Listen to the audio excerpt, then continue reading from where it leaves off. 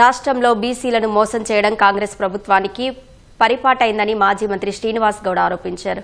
2.5 కోట్ల మంది బీసీలకు బడ్జెట్లో 3.85% కేటాయించడం అంటే వారిని వంచడమే అన్నారు. కుల వృత్తులన్నింటినీ నాశనం చేసే దిశగానే ప్రభుత్వం అడుగులు వేస్తుందని మండిపడ్డారు. గీత కార్మికులకు 10 లక్షల ఎక్స్ గ్రేషియో ఏమైందని ప్రశ్నించారు. ఫీజు రియంబర్స్మెంట్ కింద 12,000 కోట్ల రూపాయలు బకాయిలుగా ఉన్నాయని శ్రీనివాస్ గౌడ్ గుర్తు చేశారు. ఫ్యూచర్ సిటీ బీసీల ఫ్యూచర్ను మారుస్తాయా అని ప్రశ్నించారు. శ్రామిక వర్గాల్ని విస్మరిస్తే ప్రజలే బుద్ధి చెబుతారని శ్రీనివాస్ గౌడ్ అన్నారు. ఇప్పటికైనా బీసీలకు అండగా నిలబడాలని, లేదంటే ప్రభుత్వాన్ని ఉపేక్షించేది లేదని హెచ్చరించారు. అత్యధిక జనాభా ఉన్నటువంటి వాళ్ళు వీళ్ళ ఓట్ల వల్లనే మేము అధికారంలోకి వచ్చినాం, వీళ్ళ ఓట్ల వల్లనే మేము అనుభవిస్తున్నాం.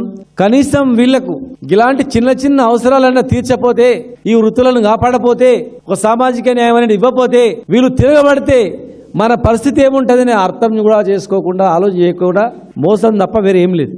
ఈరోజు ఈ రాష్ట్రంలో ఈ కాంగ్రెస్ ప్రభుత్వం మరీ బరి తెగించింది. పూర్తిగా నోటికొచ్చిన హామీలు ఇవ్వడం, విస్మరించడం, దగా చేయడం.